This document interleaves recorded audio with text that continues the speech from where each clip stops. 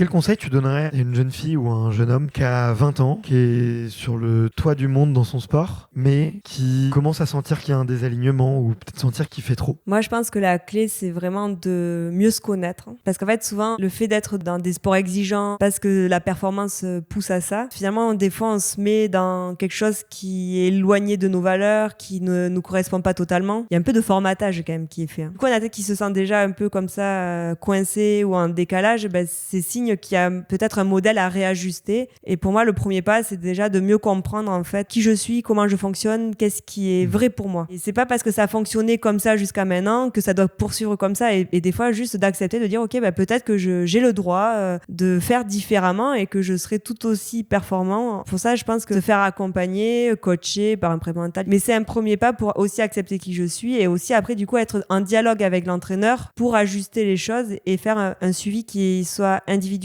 On doit amener les athlètes à être autonomes. Je dis moi, c'est dans mon métier, dans le cadre de l'accompagnement mental, mais c'est aussi vrai pour les entraîneurs. C'est leur premier rôle, c'est d'amener les athlètes à être autonomes et pour ça, ils doivent les amener à mieux se connaître en tant que personne. Mais tous ne sont pas outillés pour ça, donc c'est aussi à l'athlète de prendre sa performance en main, se connaître, mais du coup, c'est être dans cette démarche de je suis le capitaine du navire et je prends mes propres décisions. Il y a trop d'athlètes qui sont désinvestis de leur projet. Et en fait, c'est de remettre l'athlète au centre.